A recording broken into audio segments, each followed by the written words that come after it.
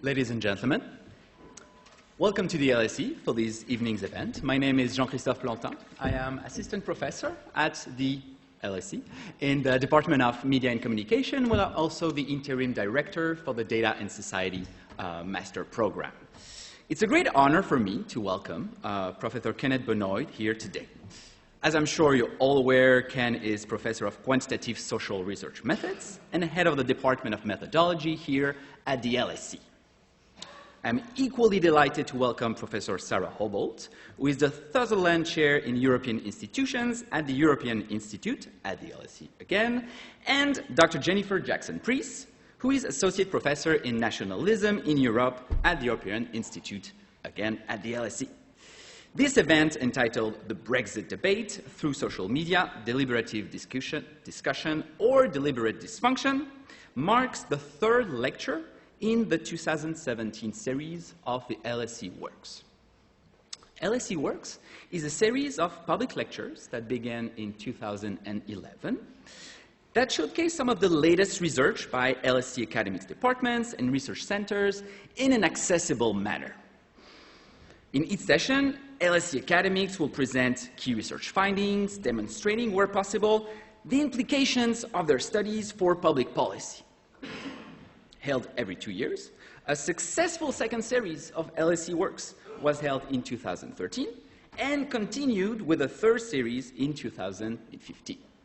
In 2017, LSE is delighted to continue the success of LSE Works with a full series of public lectures. The next LSE Works lecture will be held by Dr. Eleni Karagiannaki and Dr. Abigail McKnight from LSE Center for Analysis of Social Exclusion, entitled The Relationship Between Inequality and Poverty, Mechanisms and Policy Options, on Wednesday, February 8, 2017 at 6:30 here in the Hong Kong Theatre. Tonight, Professor Kenneth Benoit will demonstrate how, by using over 35 million tweets collected in the year before the Brexit referendum, he analyzes the debate and campaign through social media to track the framing, the argumentation, and the patterns of communication about the issues and consequences of the vote. So this is going to be about Twitter, but for those of you in the room using Twitter, the hashtag for tonight's event is LSE Works, so please do tweet if you have to, but also please remember to put your phones on silent to not disrupt the event.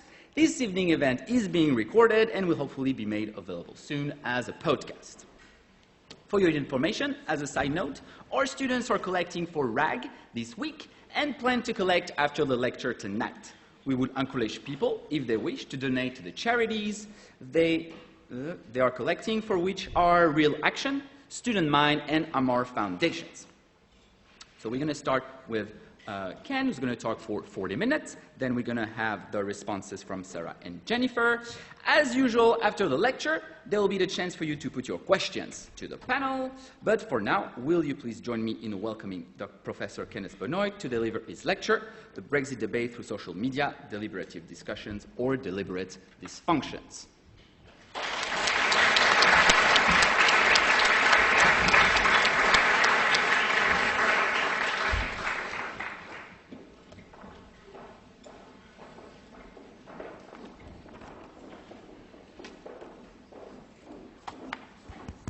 On? Do I need to do anything to that? All right. Thank you very much for the introduction. I hope you can hear me. I'm not sure that this mic is on, but someone will tell me if... Do I need to turn this thing on here? It's good. All right. Okay. Well, I'm going to disappoint you. We don't have 35 million tweets to show you. We only have about 26 million. So the analysis that we did only goes up to the end of June. That probably makes no difference to you because this is a massive quantity of social media data that we analyzed. And the first thing I want to do is I'm going to tell you that unlike a lot of academic discussions that we would have about social media, about political communications, we would be talking about theories of communication, theories of behavior. I'm not going to do that tonight. So this is not about presenting to you academic theories or hypotheses that we're trying to test. This, in this project in particular, is really an exploratory study from a team and a project that I'm working on that looks at the debate over Brexit through social media, and specifically through Twitter. So this is very exploratory work. So what I'm going to do is I'm going to walk you through the results that we have so far and explore this with you. And I couldn't do this without a large group of people behind this project helping me. So I want to mention,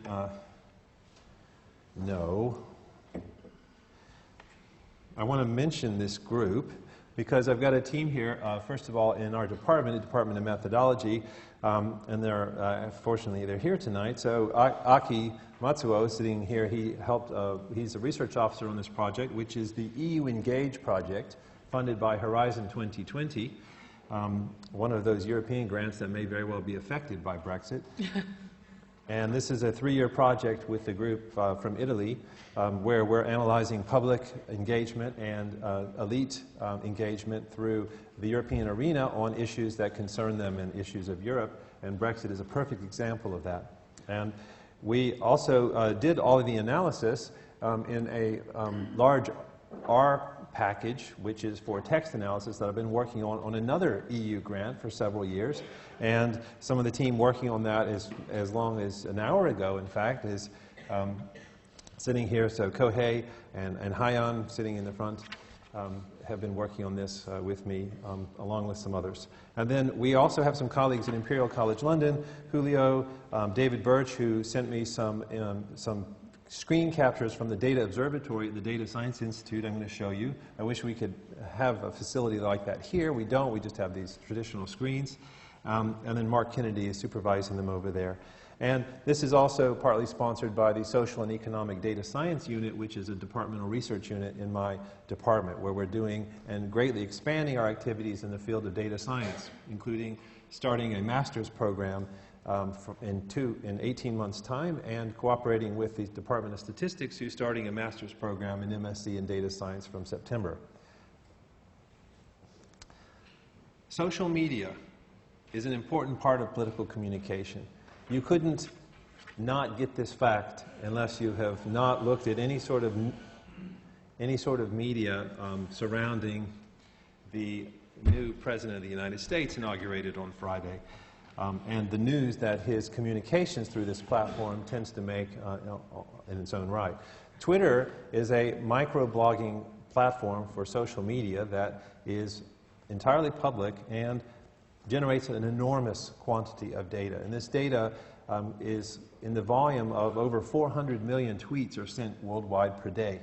These tweets have the 160-character message that you're familiar with reading, but they also have a lot more information. And when we download these from a platform that gives us all this data, it comes with about 40 times more information than the actual 160 characters themselves. There's a lot of metadata about the user, the characteristics of the user, sometimes the location of the user, information about the language that's added by Twitter, and a whole host of other identification data that is useful for analysis. In the United States, despite all the attention to Twitter and Donald Trump's followers, only less than 30% of the population are actually active users of Twitter.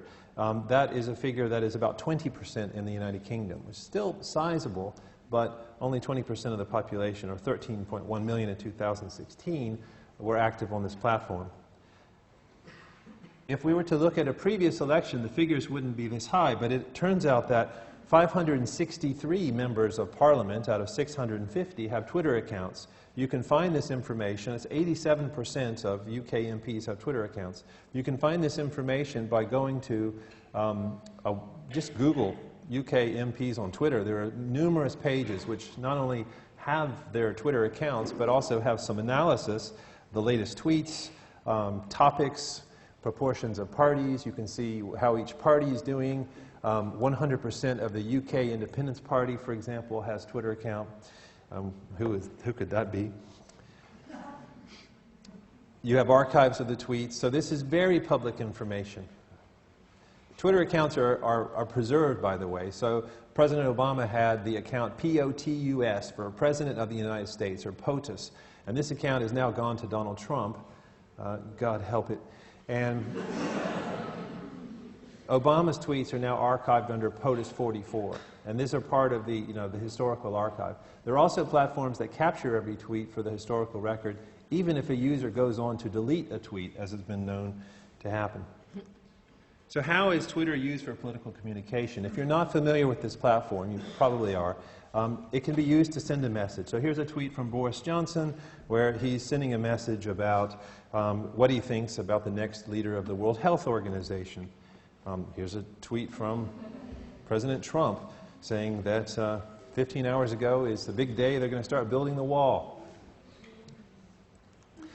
You can use Twitter to call attention to an event, in this case a report.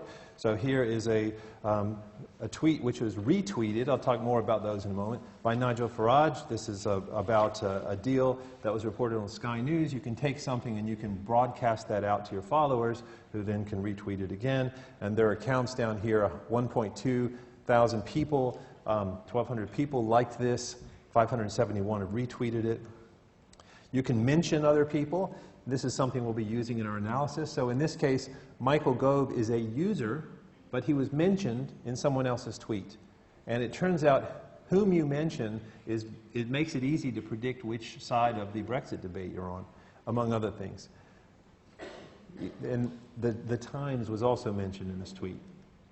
There are also hashtags. Hashtags are very important because out of all the things you can say and all the ways that you could say them, when you analyze language, especially when it's Twitter, you're trying to be as brief as possible. So you're using the numeral 2 instead of TO to save a character. You're using abbreviations. You're using acronyms. But hashtags are like hyperlinks in a tweet that provide some reference. In fact, they are hyperlinked when you read tweets. And if we looked at a hashtag like Brexit, which is one of the search terms we use for capturing all this information, that would be a shortcut for mentioning some label. There are also retweets. Here's a retweet from Trump. You can take something, in this case, President Trump from the account retweeted the personal Donald Trump. And retweets, turns out we're going to look at retweet networks, and that's going to be indicative of different communities that illustrate the people who are communicating and retweeting within the Leave camp and the Remain camp. So for this project, it's true that for basically the calendar year, I think we captured somewhere between 35 and 39 million tweets. The present analysis that we're going to be showing you is basically January through June. And we captured this based on search terms. So we have a platform that is capturing these search terms based on the term Brexit is the single most important search term, but also on these hashtags and on these user accounts. And we adjusted these slightly throughout the sample, but this was pretty sufficient to pick up things that were related to the UK's referendum on whether or not to remain in the European Union. And there's a capture platform that we use. It's by a company called Vigiglobe, or Whizzer. A lot of people ask me, how do you get so many tweets? Well, we're part of a large grant team, and there's a team in Brussels who has money from this grant to pay for access to a company which has access to what's called the Twitter Firehose, which basically captures these tweets in real time. And they have a little analytics platform like this, and you can see some things, but it's not actually very useful. So this is a company whose value added is supposedly to classify these things, like the gender of the tweeter. According to them, 70% male. We don't believe that. And over here, apparently, it's 47% negative versus only 8% positive. And we don't believe that either, because their definition of sentiment is different from what we found. And I'm going to show you those results, too. So this is the sort of thing that we have the technology to do better, rather than take from their platform. So we're not using this. We're just getting the raw data from them. So let me show you some raw data. And this is where I'm going to basically walk you through the pictures and show you what we found. So this is a plot of the volume of tweets for two different categories of tweets. So there are tweets where you send a message, sort of an original type of message, and you can also share things that you've posted. I think the shares are when you send out a mention or a like of a page, like when you retweet or send a link to Sky News or maybe this talk, for example. And then a post is when you send out a positive message, like tomorrow we're going to build a nice back room, nice garden shed or something, maybe a wall. And then you have this volume over time, which shows this is on what's called a logarithmic scale. So 1 times this 1e plus 0.4 basically means a 1 with 4 zeros. So that's 10,000 tweets. Up here, we're talking about 1 million tweets. So as this thing goes up, we're getting an exponential increase in the volume. So this is not double what this was over here. It's 10 to the 2. It's 100 times more. Over here, we have a huge spike in June. So the vast majority of tweets about Brexit peaked in June. Huge, huge spike all the way up to the referendum. And it's gone down since then, but you can see events. So you can use Twitter for event detection, which is one of the things that the guys at Imperial are doing. There are 3.6 million unique users. And what we did actually in most of our analysis was to collapse the data where we aggregated the tweets by each user. So we're not actually analyzing all these as separate tweets, we're analyzing them by user. The average user sent about 7 tweets, 7.2. The median user only sent a single tweet, so as an average, this central tendency is inflated by the really high volume of tweeters. And apparently the maximum tweeter sent 81,000 tweets. Aki, that's incredible. Is that a bot? It's a bot. So some of these things are basically computer programs whose job it is to send out high quantities of tweets. I'm glad that's a bot. We wouldn't want that to be. These are some of the what we call heavy users. So these are users who have posted a lot of either main shares or posts. You can see that these are bots up here. I vote leave, I vote stay are what we call bots. There's the 81,000. And this is something whose job it is to, based on some filtering, to rebroadcast information, shares, fake news, that sort of thing. And then we have users who are genuinely sending a very large number of original tweets. 20,000 for Brexit March, it's a very large volume. If you want to explore these, and I think these slides will be available somewhere, we've set up some interactive pages where if you click on this and you get a web browser, which is what just happened here, then you can actually go through this and you can explore. So these are live on the internet from our analysis. So you can see that the very top tag is something that was a key search term, which is Brexit, EU ref. But you could also see that vote leave, for example, was the 3rd most popular hashtag. Stronger in is only 4th. This is what we call a neutral one. That's a neutral one. That's a neutral one. Vote leave is clearly someone who supports the leave side. And remain, vote remain, you can explore these. But it's interesting when you get down to some of the lower ones, there's some interesting ones in there. Boris Johnson is a user, but he's also a hashtag. There's a Nexit. I'm not going to walk through all of these, but I'll leave that if something you want to explore. There's also a list of mentions, which you can look at, that we've plotted. We've listed the first 10,000 mentions. Let's look at some of these graphically. So this is a type of plot called a word cloud. This plots the main hashtags as a series of terms whose size is proportional to their frequency. So we've taken out the Brexit one, otherwise everything looks small relative to it. But vote leave, very, very big hashtag.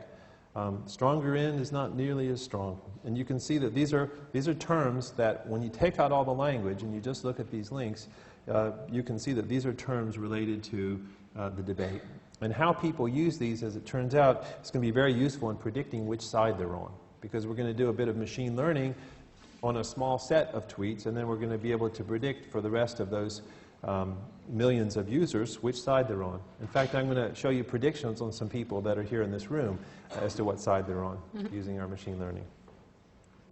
If we look at the evolutions of these hashtags, we can see that this is a ranking scale. So we're plotting basically the top, I think it's the top 10 hashtags, and the rankings all the way across the top. Number 1, the unchallenged number 1 is Brexit. Actually, it goes to number 2 for one little blip there, and the rest of these are rankings of the terms. And you can see that the Remain was actually very low on the list. It didn't even really show up in the rankings until somewhere around March, and then it went to the top. Hashtags evolve over time, and it's a really interesting issue as to what the life cycle of a hashtag is. what the attention cycle is. That's something I'll leave to our friends in media and communications.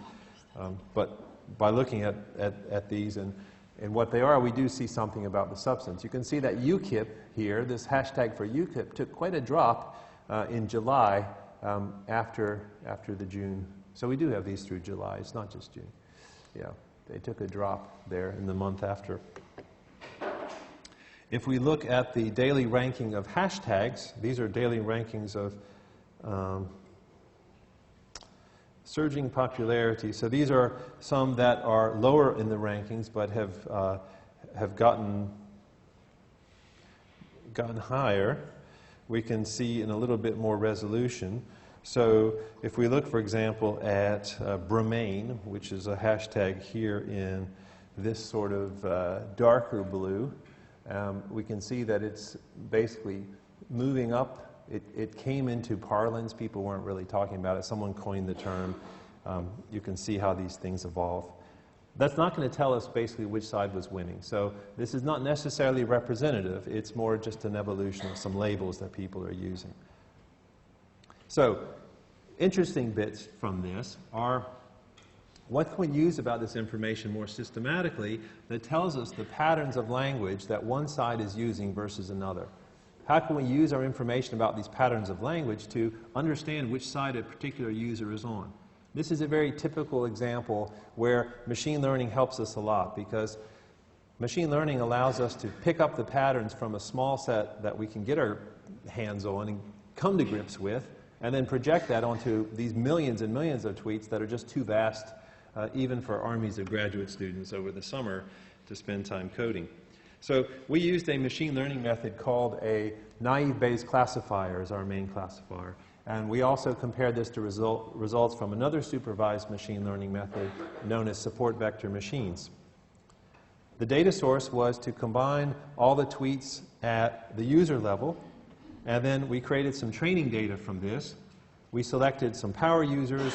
We took a set of leave and remain hashtags that were very clearly leave and remain. So we don't have to predict that leave EU is a leave hashtag. We know that. We use that for training information. And we did a prediction from this.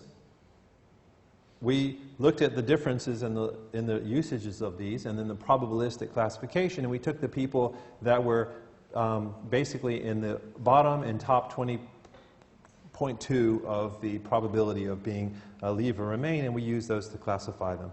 And when we say this bag of words method, we basically looked at the individual terms in people's tweets, including usernames and hashtags. So we evaluated this model. Basically, we ran 3 different models, and it turns out when you use hashtags and mentions together, you get the highest predictive accuracy, which was close to 90%. So what results do we get from this? Well, the first thing is that there were more remain users and tweets than there were leave tweets on balance. That it wasn't huge, but it was about 37% to 34% over the period that we examined.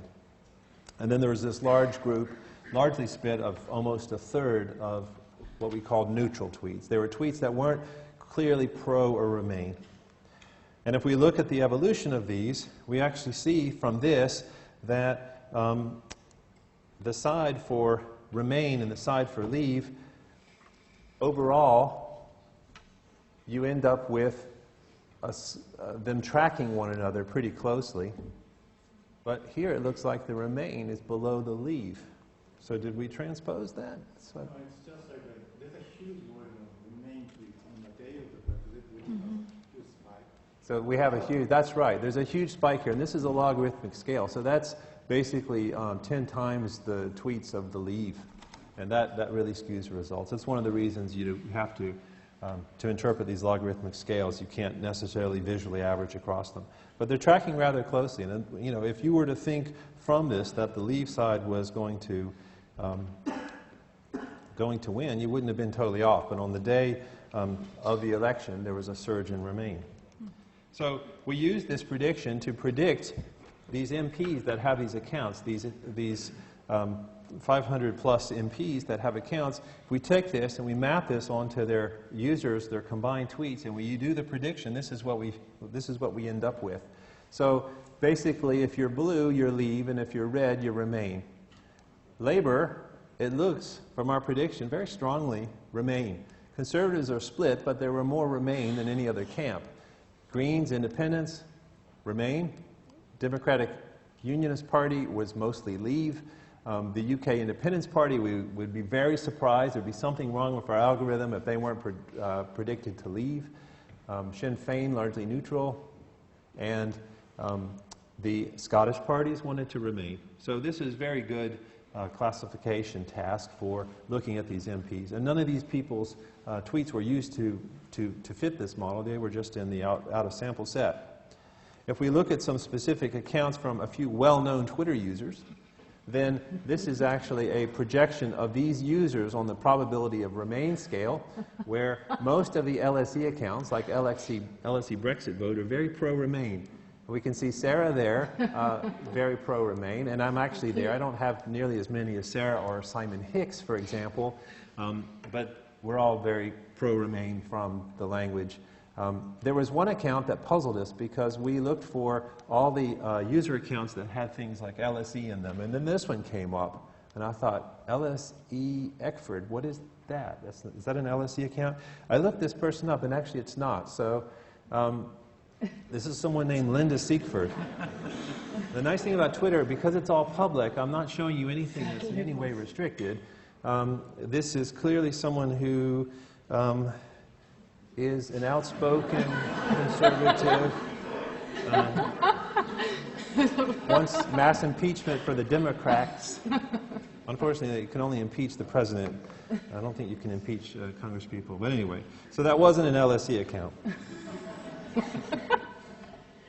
If we partition the hashtags that were used as part of this prediction to sort of see which types of information was most predictive of a side, we can do this thing which is a partitioned word cloud, and we can look at the remain vote, the leave vote, the neutral vote hashtags, and very clearly we can see that the hashtags for leave are all over where they should be, the hashtags for staying in. Very interesting, the UKIP as a hashtag is actually a remain. It's in the remain language. Not because maybe people were criticizing UKIP or maybe this was not a reference of support, not necessarily what you would think. David Cameron referred to in the leave. So some of these are overtly message-oriented hashtags. So if you use the hashtag LeaveEU, you're usually supporting that position. It's not necessarily, it's not obvious why the UKIP hashtag is a remain, but it was predictive of remain and very common, very, very high frequency hashtag. We put some of these features here, so once again you can go to a page and you can browse these yourself. And if you click, for example, on this, you can sort this by the leave side and you can look at their frequencies and examine what these are, just because I knew that I didn't want to walk you through page after page of this. There's some, when we use the content of the hashtags to basically predict the cases that as content were predictive, not as users, as accounts. Earlier I was predicting what these users, which side the users were on. This is using these as features of the language that were part of the prediction.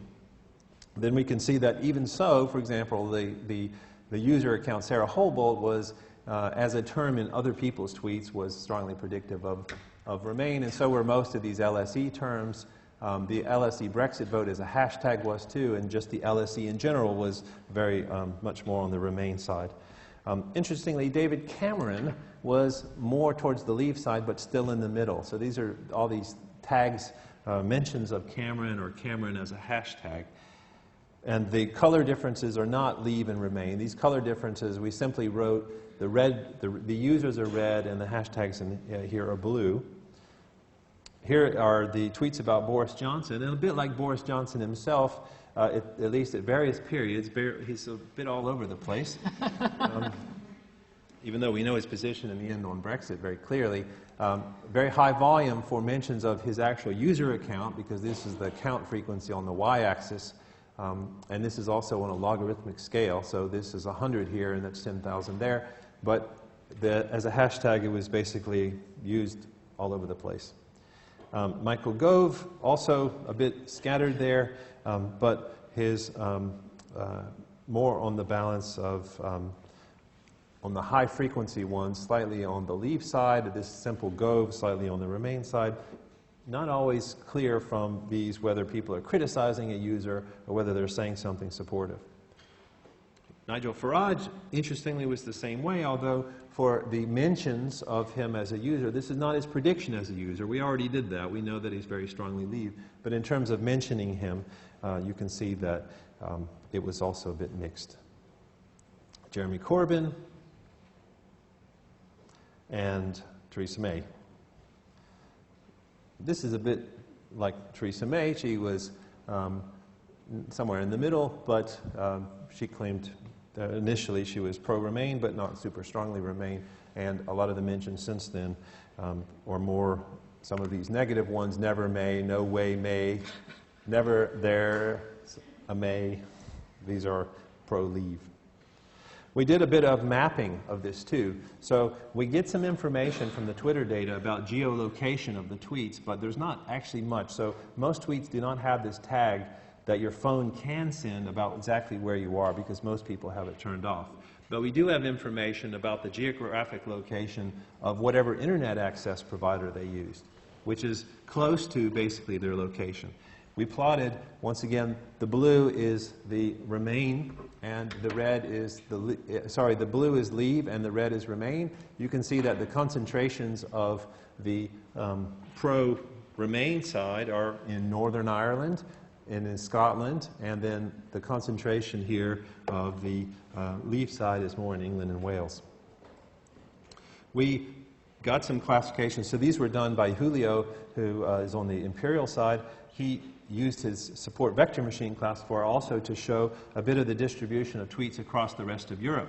And these yellow dots indicate a cluster of tweets that were primarily on the Remain side.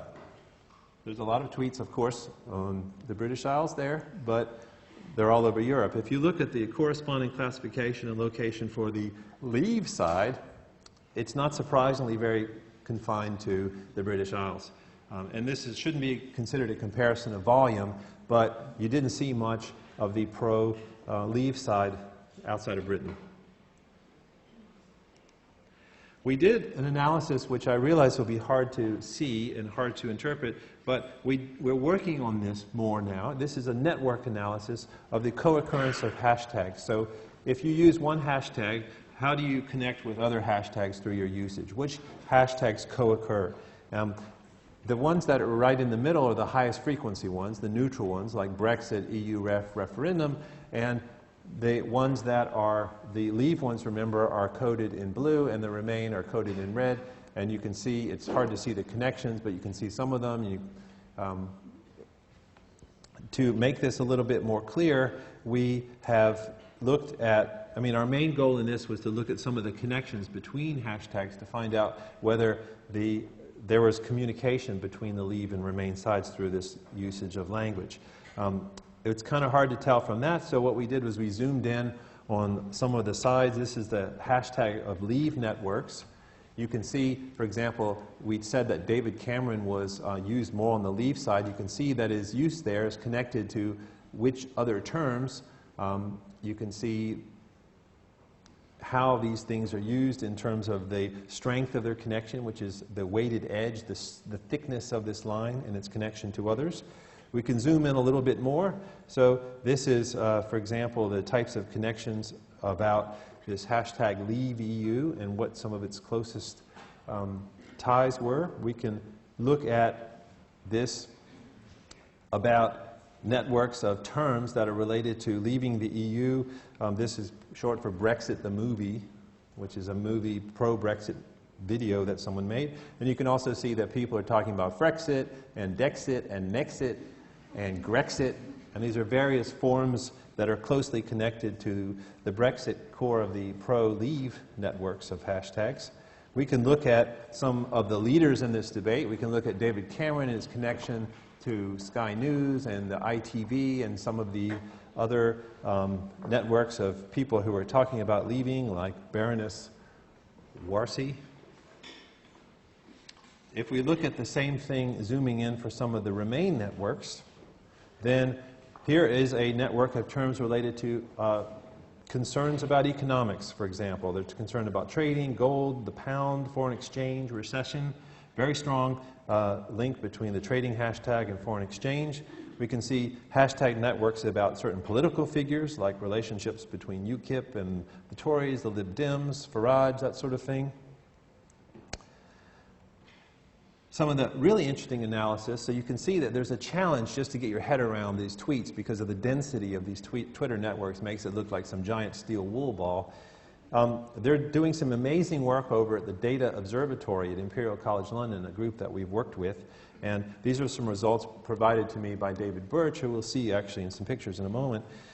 They have this thing that they've built called the Twitter Observatory. And they have, they have this thing called the Data Observatory, which is this 270-degree series of 64 screens that you can go inside and you can see interactive visualizations of networks. And it's this immersive environment for visualizing data, and I would really love for us to have one. So if you're interested in funding such a project, please speak to me afterwards. They have 132 million pixels, so they can display a huge amount of data in high resolution. It looks something like this. There's a picture of David with his master iPad thing to control this whole system. But they have these different panels where you can see the sorts of information that I've been showing you, where you have the most mentioned hashtags, the most frequently tweeting users, you have time trends, volume trends, most original tweets, that sort of thing.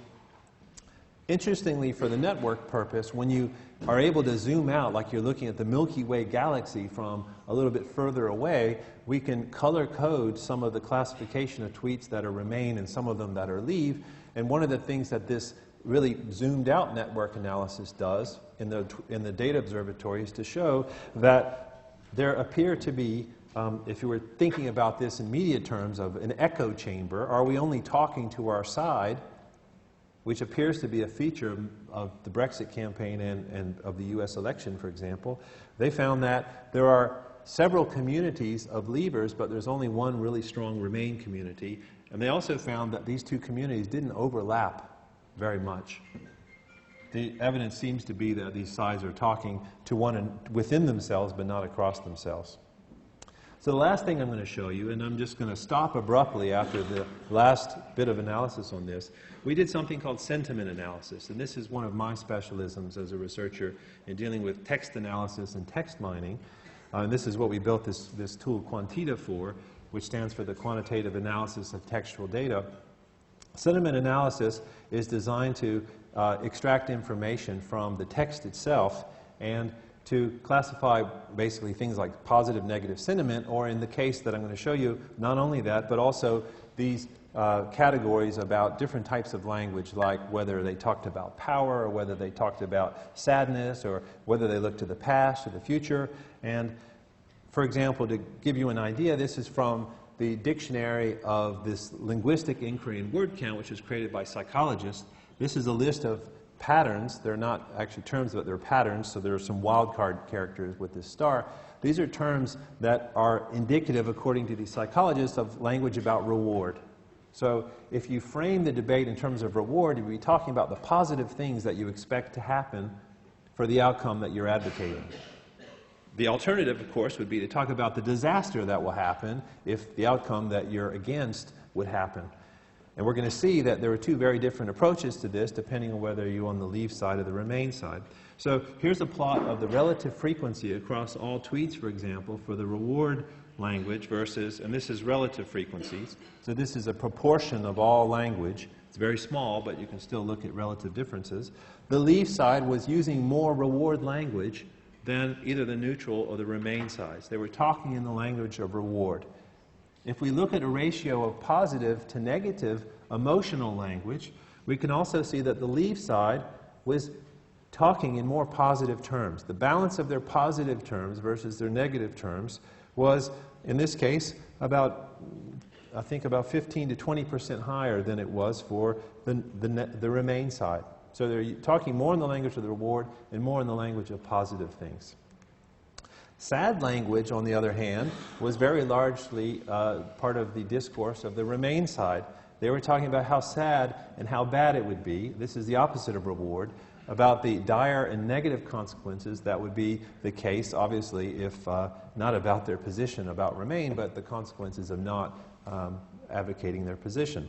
Whereas the Leave side's sad language was much smaller. If we look at past versus future orientation, this is partly a feature of language itself. Any language typically shows more of a past tense than a future tense, so these are negative. So 0 is the point where you basically are breaking even, because this is technically speaking, this is a log ratio with some smoothing. So 0 is the point where you're dead even. Anything negative means that you're more of the second than the first. So everyone's looking a little bit more to the past, but Remain was looking much more to the past. Leave is looking, relatively speaking, much more to the future. Remain is looking more to the past. And then finally, there's a category for language about being tentative. Leave, much less tentative in language than the Remain side. The Remain side was speaking in less certain terms, where we're starting to see a pattern emerge where the language of the Leave side was more about future, more about reward, less uncertain, and less sad. Finally, there's two more categories, and then I'm done. Power language. The Leave side very much stronger in terms of power language than either the neutral or the Remain sides. And these are power terms about being definite, about being assertive, about taking control, about sovereignty, those sorts of things. And then there's one about quantitative language, and this is one that I would be accused of using frequently. The Remain side used a lot of quantitative language. All these figures that Michael Gove didn't like from experts about the economy was more something. I mean, everyone used it a little bit, but Remain used it more than Leave. Thank you.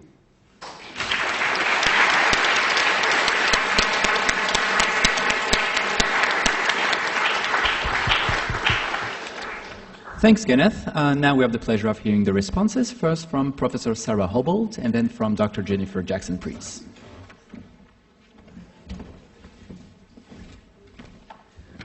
Well, thank you so much, Ken, for that absolutely fascinating talk. I just wanted to sort of make 3 points to put it in a broader context. But first, I was reminded of what someone today in a survey company told me about big data. Said it was a bit like teenage sex, that everyone is talking about it, but not very many people are doing it. And those people who are doing it are not doing it very well. And I think we will all agree after this that Ken is obviously doing it and doing it very well. And I think it's just really, I think it's very inspiring for for researchers who are thinking just seeing how much can really be done with these kind of data. And I guess that's where my sort of comments, what they're about, is how what are really the possibilities beyond what you've already shown us in this. And so my first point is about the fact that Twitter users, even though we have 20% of the UK population being Twitter users, obviously still a kind of very skewed sample. So I'm wondering, how does this reflect what's going on in the population in terms of a debate? It's a highly select group, and not only are most people not on Twitter, but most people on Twitter do not talk about politics. So my Twitter feed, now I've been outed. Apparently I'm some Remain campaign. I had no idea, but that's what his algorithm has told me. So I thought I was really neutral. It's kind of embarrassing. I thought my tweets were neutral and scientific, and then I'm off the scale on the Remain side. So that's a surprise to me. But I'm kind of an outlier. If you look at my husband's Twitter account, it's all about Arsenal. So you clearly, the kind of people who are on Twitter talking about Brexit is not normal people. They're kind of extreme in their views, but are they opinion leaders and so on? And we know with Brexit, we know with Trump, we know with the last general election that the polls who had random samples of people did not get it right. And so the question is, in a sense, could taking this big data approach have gotten us closer to the answer, even though, of course, what we know is that these are very skewed samples. So I think that's interesting. And a lot of what you found, of course, resonates with the analysis I've done of the campaign using very different methods. So you do this sort of positivity you find versus the negativity. I mean, that's also when you analyze the campaign rhetoric. the past versus the future. It's interesting there that the Leave campaign, clearly, they talk to the future, but if you look at survey research of Leavers, the best predictor in terms of attitude is actually nostalgia. So yeah, they talk about the future, but it's kind of, taking back control to go back. So for people who thought the country was better the way it used to be, that's a really very powerful predictor of whether or not you voted Leave or Remain. But I just think in terms of whether we can go beyond sort of analyzing, obviously, events and intensity. Could we have seen that there was a mobilizing force, a positive force behind the Leave campaign that wasn't there in the Remain campaign? The second point I want to make, which Ken also alluded to, and which is really also alluded to in the title of this talk, is what does that do to the nature of our democracy? So I know it's a big question, but there's a lot of talk of these echo chambers, that when we open our Twitter feeds or our Facebook, social media, if you opened it, now you all know where apparently I am on this Remain Leave spectrum. So you will also therefore know that when I opened Twitter and Facebook on the 24th of June, all I got was like, oh, this is terrible. This is the end of the world. But of course, for other people who opened their Twitter feeds and Facebook, they would have gotten, this is wonderful, this is great, we've taken back control. So we live in these echo chambers where people tell us what we want to hear, and it reinforces it. And again, what can big data tell us about that? You showed that these communities don't really overlap. So what does that do to our democratic discussion, the fact we can't talk with each other, that we only hear the things we want to hear? Now I do, for example, now follow Donald Trump, and that he doesn't always tell me what I want to hear, but it does make me very anxious. So you can see by unfollowing people who you don't agree with, that makes you, that gives you the kind of reward, and that helps you. So you can see why psychologically it's much more comforting to just follow people who agree with you on things.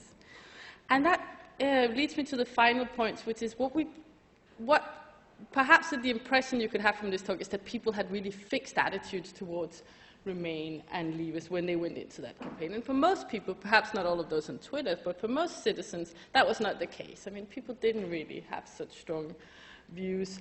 But what has happened, when we look at public opinion research, is that these attitudes, whether you're a Remainer or a Leaver, have become increasingly solidified and have even sort of been a kind of group identity that now shapes how we look at other issues. And I find that fascinating also to the extent to which you can then use Twitter. Now you can classify peoples like Leaver and Remainer.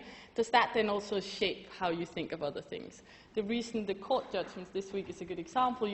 It was very much seen as like, if you were on the Leave side, then you clearly had to be against that because it gave power to Parliament, and the other way, or you had to support it. And so that's what we find in experimental research on public opinion, is that now your identity in the campaign, what you voted on the 23rd of June, shapes your attitudes towards a lot of other things. So in other words, that Twitter helps create these social ties, but also these opinion-based groups, where before we had these social group identity to do with our class or other things, but now we also have them around political opinion, and Twitter helps create that. So these were just some food for thought, and I'm sure the audience will follow up on some of these. Thank you.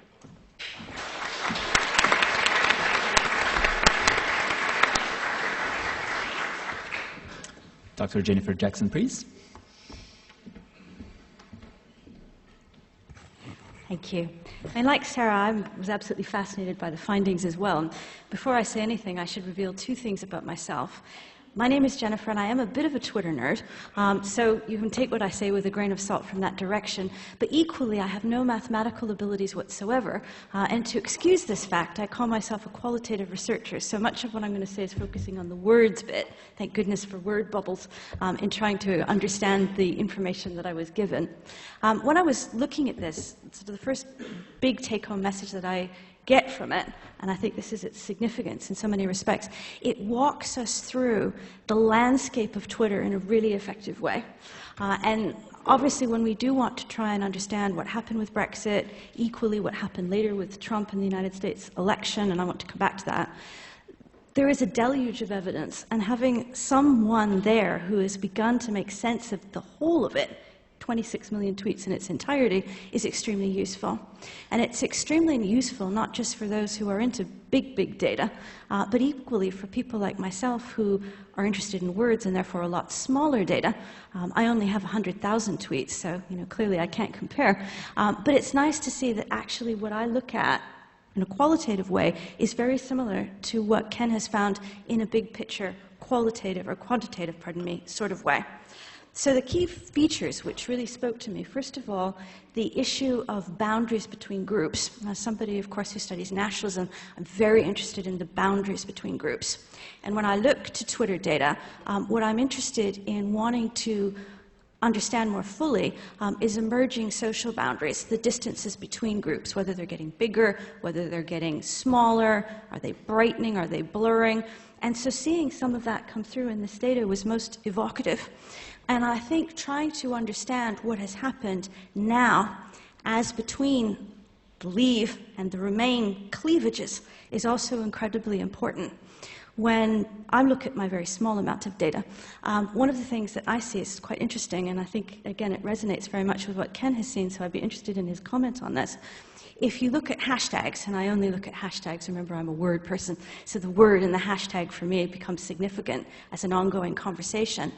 What I find, interestingly, is that the leave-associated hashtags, the ones Ken has already flagged to you, are something like 98% leave content only, and the remain hashtags are something like 75% remain only hashtags.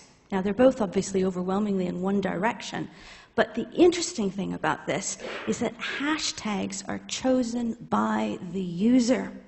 So in fact, it is the remain side that does not want to be in any sense associating themselves with leave, almost to the tune of 100%, and the leave side that is actually more open, interestingly, to wanting to associate and entertain inside the remain hashtag feed. So that, to me, was quite an interesting surprise, because it seems to suggest in some respects that it is actually the remain position that is a harder position, a brighter position, than the other side, and the other side and a little bit more open, a little bit more opaque. Interesting, and to me, initially counterintuitive, but I'll be interested to hear what Ken has to say about that.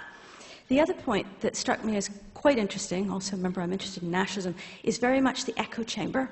And one of the dilemmas of the echo chamber seems to be that individuals are able to find those with whom they already agree, and then in their interactions they socialize one another to ever more extreme versions of the original starting point. So in other words, we would expect boundaries to keep getting brighter.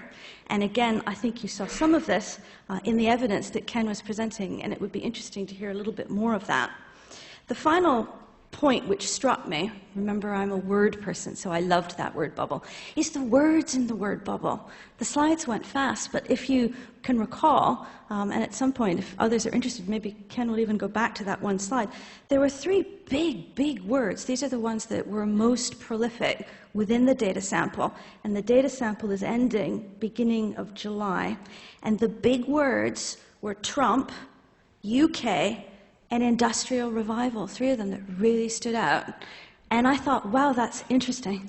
And that's interesting because it seems to suggest that we can, in fact, and indeed I think we should, in fact, begin to think of Brexit, what happened in the EU referendum vote here in the United Kingdom and the United States election, as similar, potentially even related phenomena in the sense that they are responding to similar events in a similar kind of way.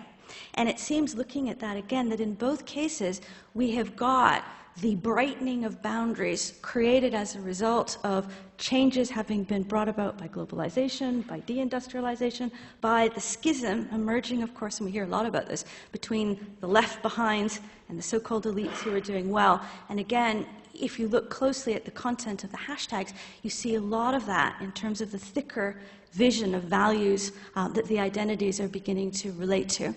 So I think that too would be a fascinating point to come back at in Ken's final comments. And the final question, and this is to Ken and his team, in my Twitter data, there is the ordinary man endlessly, and I've been endlessly curious if this is a bot or a real person. He's one of these incredibly prolific people, and I don't know if you know, but I would love it if you did. Who knows, maybe other people have been astounded by the prolificacy of ordinary man in the data pool. He's, by the way, of course, a Vote Leave supporter. As one would suggest, it's a very popular, populistic expression of that type of identity and that type of sentiment. So, fascinating results, and really looking forward to hearing the debate that comes out of it. Thank you.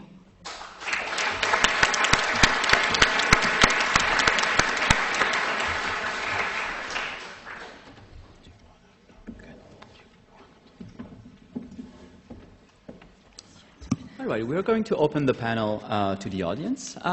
So we have a couple of stewards with a microphone, if you can wait for them to come. When you take the mic, please introduce yourself, name and affiliation, please. Yeah. Hi, Steve Schiffer is from Journalism Department at City University. Naturally, I'll be a little bit more interested in the media side of the tweets as well, and I'm just interested whether you also looked in your corpus at what major so-called mainstream media people were referring to in their tweets, because clearly I found other research this is also quite important and quite a predictor, and particularly in the UK where there was such a polarized media. I was interested in whether you'd had a chance to look at that aspect of the work and if it told you anything interesting.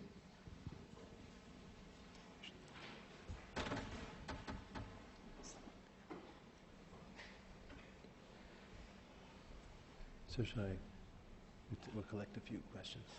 Yeah, we're going to take them 3 by 3. There was someone in the back, yeah, behind. Hi, I'm Lizzie, and I work in communications for local government. I was just wondering, considering only 20% of the UK population are on Twitter at the moment, and then the turnout for the Brexit referendum was, I think, 72%, how confident are you that this could be used in a predictive way for future referendums, future elections, that sort of thing?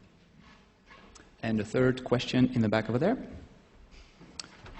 Stewart. Hi, I'm Denisa Kostovic from Government Department. Thank you for this presentation. I was quite bemused when media came up with a new adjective when Brexit happened, which is Brexitee, Brexit with an I. And since then, media has been putting different political figures on a scale, kind of how Brexitee one person is or not. So I just wondered, looking beyond Brexit-Remain divide, whether your data can tell you about the differences within the Leave camp, and which basically will tell us also a lot about the legitimacy of the process coming forward and the complexities that don't just cut across for and against. Thank you. Okay, well, I'm happy to address some of these questions so far, and maybe I'll have a chance to mention some of the things that Jennifer and Sara also asked. The first question is about the mainstream media and are they partisan? This is actually something that we did a classification. So we got the classification from that page about the MPs' user accounts and which party they were in, and that's what I used to make that bar plot that had the classification by party of which MPs were Remain and which were Leave and which were neutral. Very few neutral, but some in the Conservative Party. We have the same thing for media. So we actually have the accounts of most media organizations, but it was rather limited. It was very mainstream media, which has become a term of something of a term of approbation in the United States context of mainstream media versus these alternative media. Turns out there's a lot of different media. Even in the UK, there are all these websites, there are magazines, there are news channels, there are newspapers, and we didn't think it would be a very representative picture to just present the main newspapers. We could have done, but we have the potential to do that analysis. This is definitely something we want to do. I didn't have results that I thought were systematic enough to be a fair portrayal to present here. In terms of prediction, so our colleague Julio Amador at Imperial has actually been looking at an aggregate set of polls to track the Leave Remain vote intention with the proportion of Leave Remain predicted mentions and the volume of that. And while it's still not a much better predictor than the polls, it actually tracks the polls very well.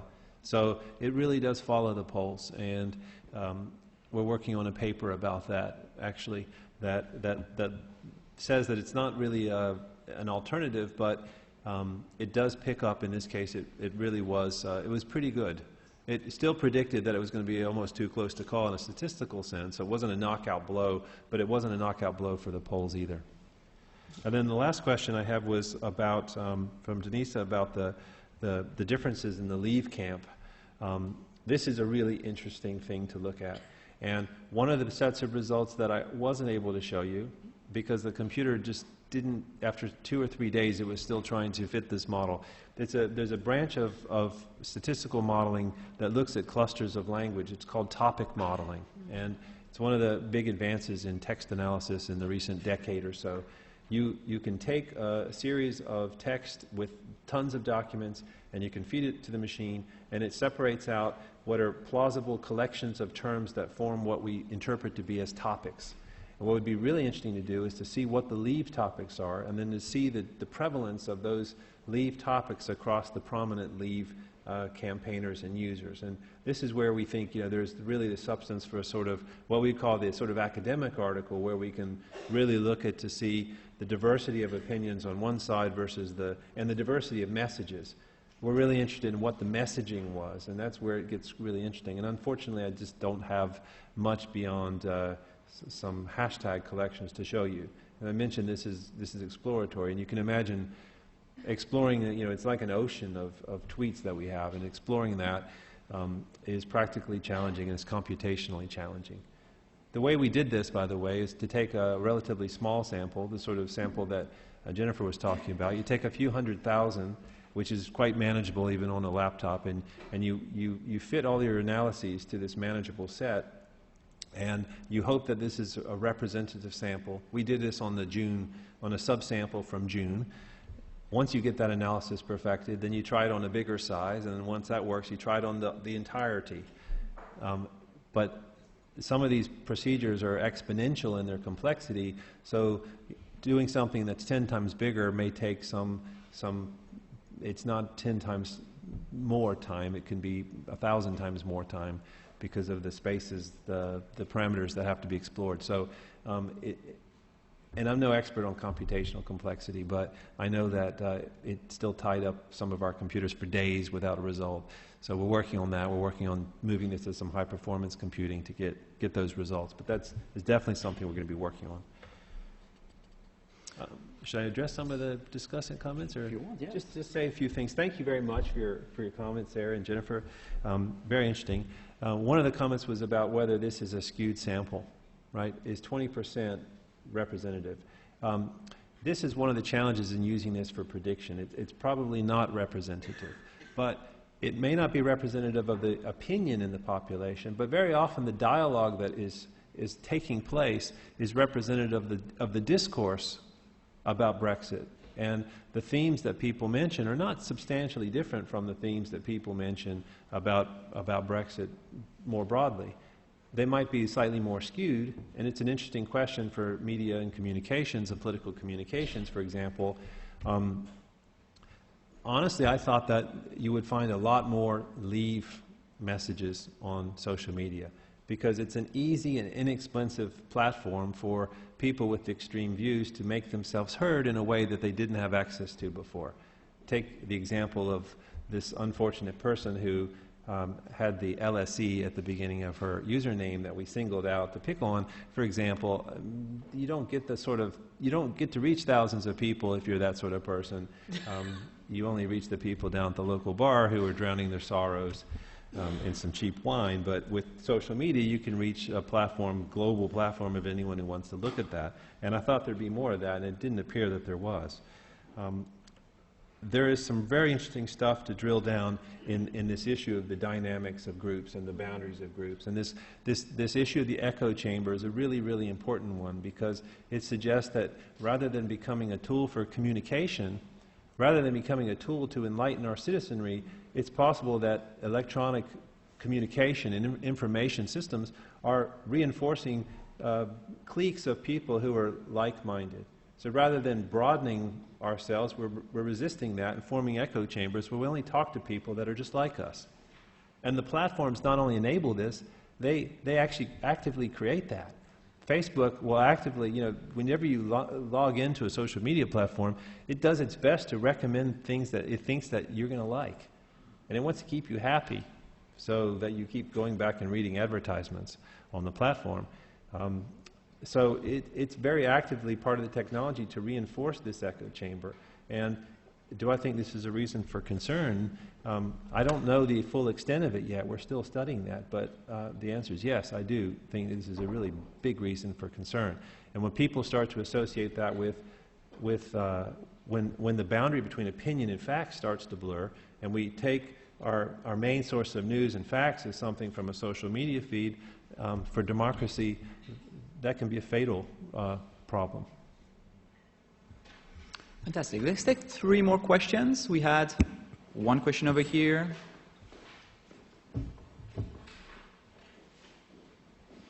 Hi, thank you very much. My name's James from the City University of New York.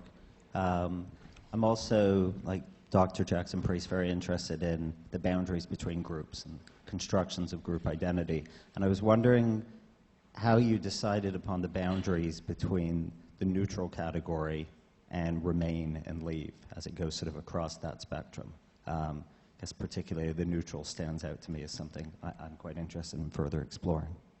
Mm-hmm. The lady in the back.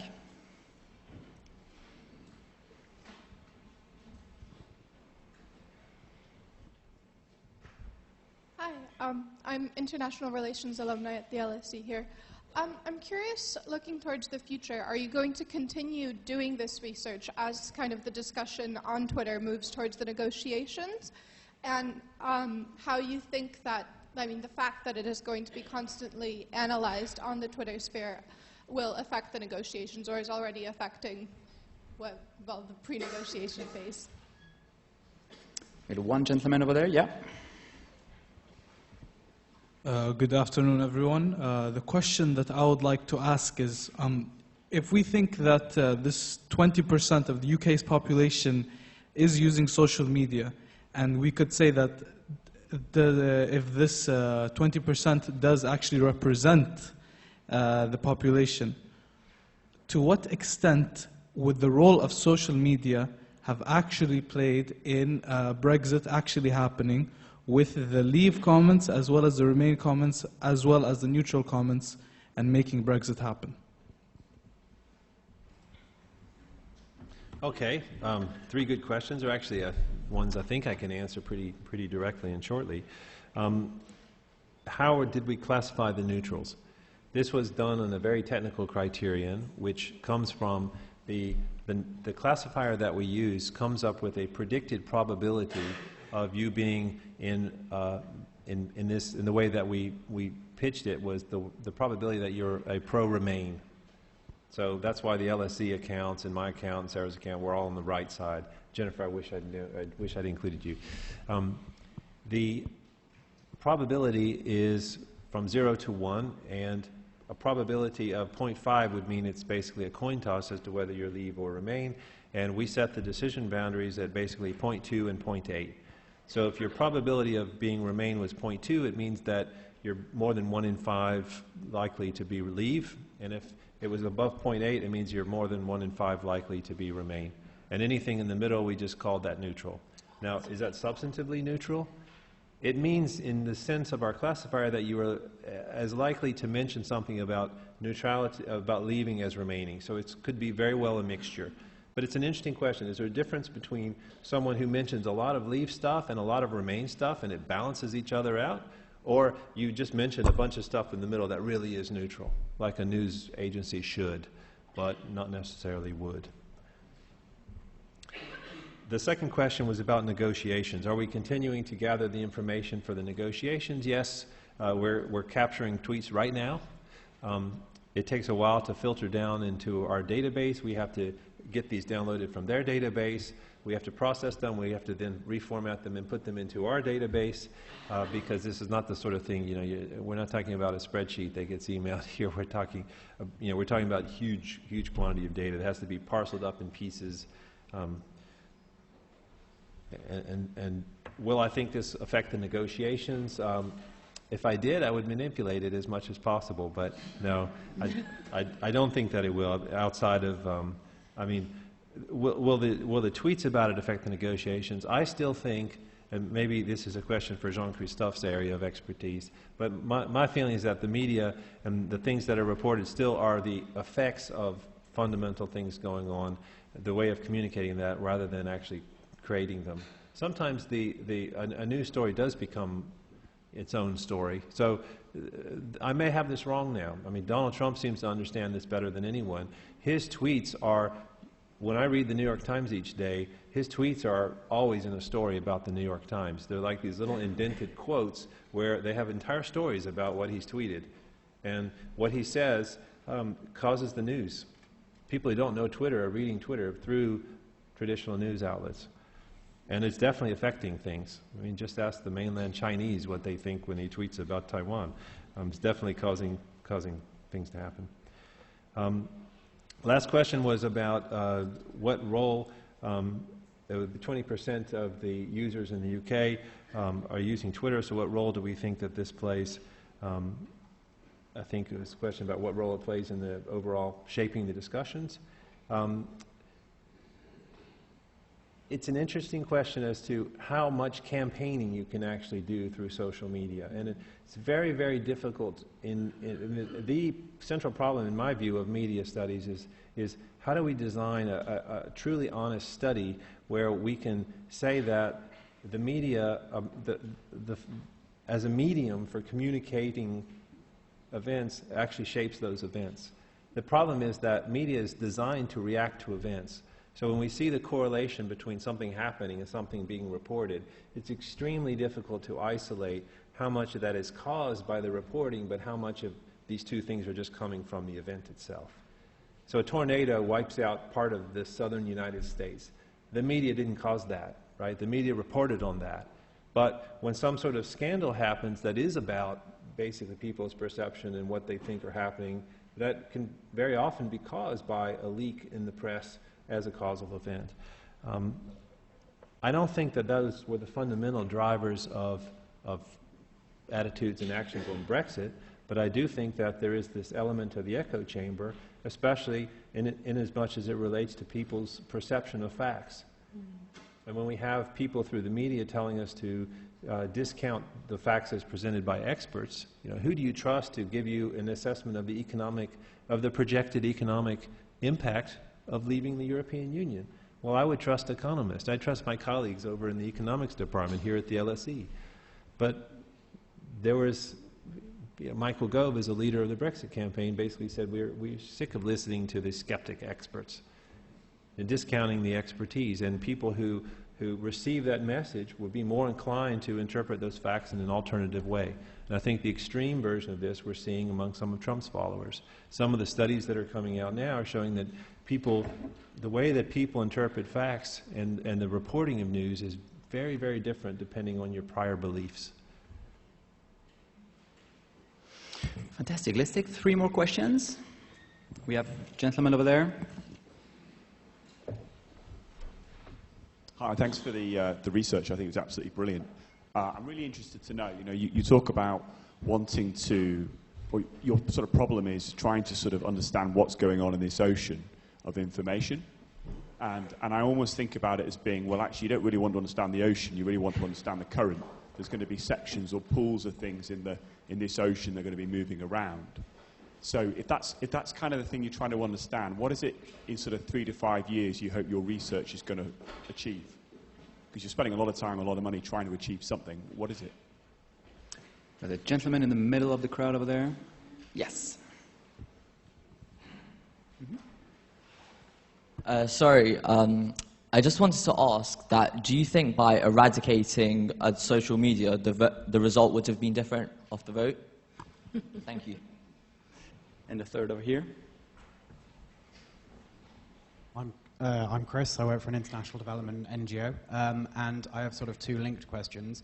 First of all, what does the data show, if anything, regarding the sort of more dubious claims, specifically 350 million to the NHS? And secondly, was there any evidence of deliberation? Did people change their minds, or were you not able to tell that? Thank you very much. So, should we be looking at the trees rather than trying to capture the forest, or if we want to use the ocean metaphor?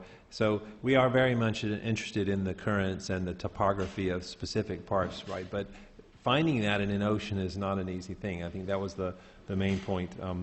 What do we want to find, basically, once we're done with this analysis? I think 2 really important things. I think this notion of looking at how messages are conveyed and the communities that people communicate to and from one another through is really interesting, this notion of this echo chamber. And I do think that that is a concern for democracy, which relies on the free flow of information. Is it still flowing freely? How are people receiving it? And I also think that finding out something about what I wasn't really able to show you in the detail that I'd hoped, about the content of the messages, what sort of messages are being, what is the discourse on each side? What are themes that people are focusing on? Because this helps us to understand this phenomenon known as populism. And it's a problem for elites, you know, and you can say, you know, we are LSE professors, we're a type of elite. You know, we talk to each other, we don't talk to the sort of people who, somewhere in the Midlands, lost their job in a factory and they felt unhappy and they voted for Brexit. It's hard for us, it's hard for people in Westminster to understand this. For us to understand that dialogue, we want to look at the sources we can. I think social media is a good source of that, and we want to characterize that where we can find it. It's not that we think that this is necessarily the best forum, but we just can't go do ethnographic research in all the different forums and communities across the UK, but we can actually get the entire ocean content, at least through Twitter. It may not be representative, but we hope that the elements of that debate are all present in some fashion. Very interesting second question.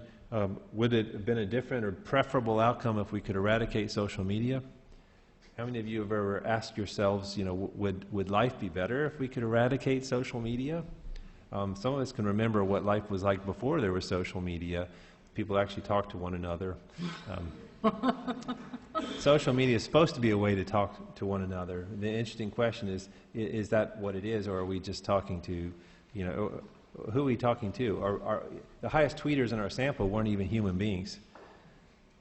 Are you sure that some of the content that you're being fed is not a computer-generated algorithm? This thing called the Turing test, you know, can you distinguish a computer from a human being? It's getting harder and harder.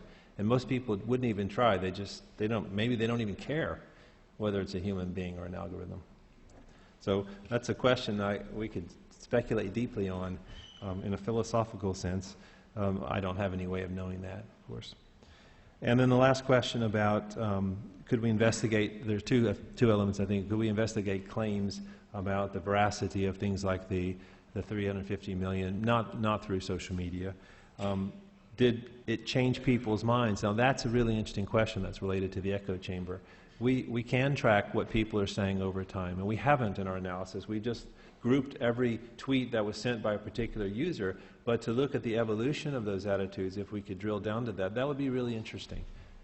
It would also be really interesting to try to cluster people by some external information that's part of their user account, like where they're from, what region of the country they're from. Maybe there's some information it's harder to get, but information about their gender, which you can classify from the information, the metadata about their user. Sometimes there's demographic information in there.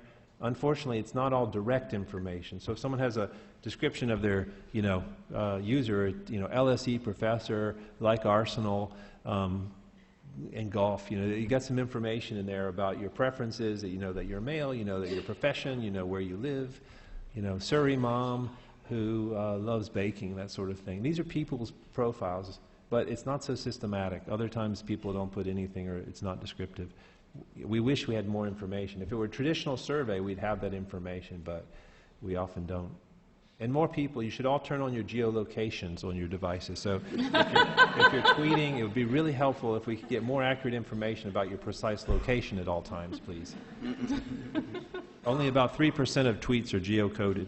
But your map was good, given that.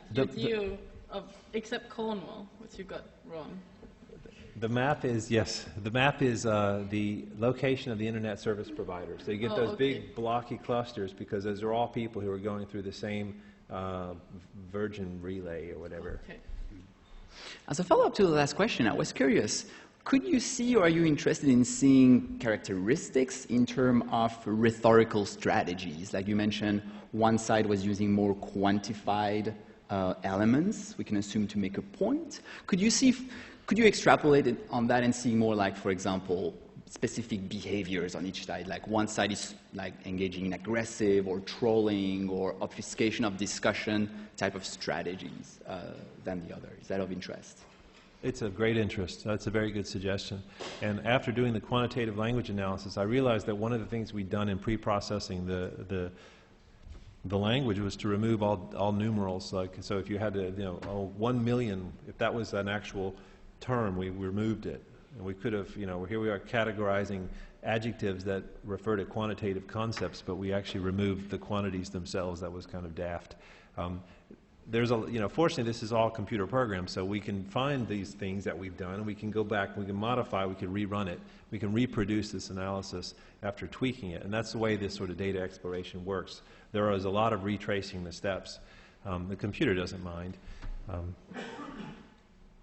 But drilling down into the rhetorical strategies, I think that's a great idea, and that's something that we plan to do. Great. More questions? Lady over there.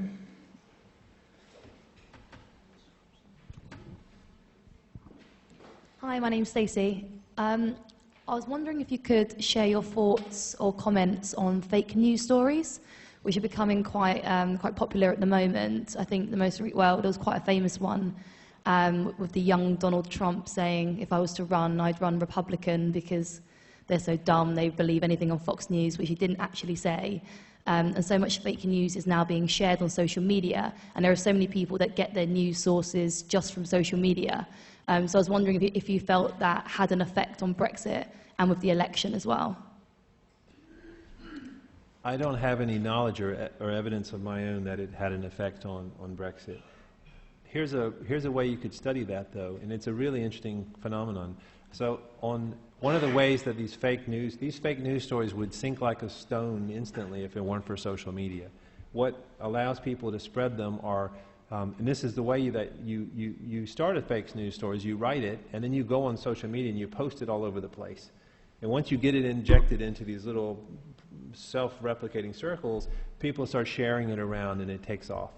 And you can read about these stories of people who admit that they've done fake news. This is exactly how they do it. So you can look for the evidence of this on things like Facebook and Twitter.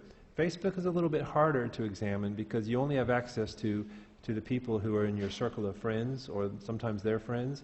You can look at public posts, though. Public pages allow people to post on them, and those you can actually get. They're in the public domain. I think an interesting research design strategy for investigating this question would be to look at all the shares of news stories.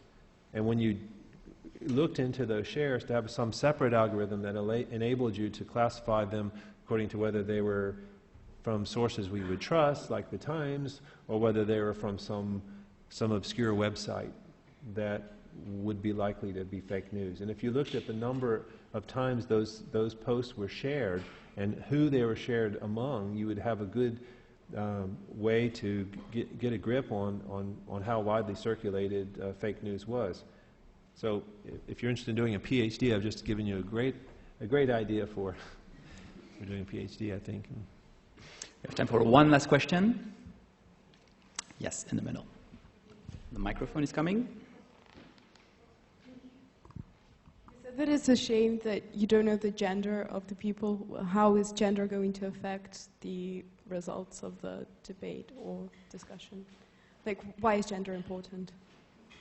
I agree. It is a shame, and I wish this information, there should be some checkbox you have to put on your profile to indicate whether you're male or female, or whatever gender classification you want, because that would be something that we really could use for analysis. The way that the platform that we got the information from, when it vastly overrepresents, I don't believe that it's just 85% males who are sending these tweets, but they have some patterns which are basically reinforcing stereotypes, because they've assumed from whatever system they've trained it on, and it could be anything, that the certain language that you use and indications about your profile, and using some algorithm that we don't even know, they're able to basically say that this is a tweet from a male or female. So they probably classified the bot that sent the 85,000 tweets as male, for example, right? So in some cases, it's not even a human that has a gender. We don't use that information because we don't trust it. And we don't want to use information that is not either, I mean, the essence of social science as an activity means that the methods are open and transparent and can be reproduced. We don't use proprietary things from companies that we don't trust them if we don't know how they work.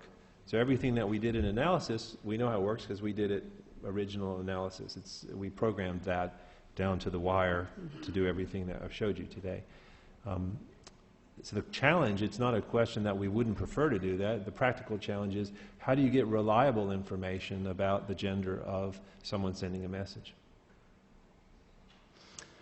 We're going to have to stop on that note, but thank you all very much for coming tonight. We hope to see you soon at the next LSE Works and LSE Public event. Thank you.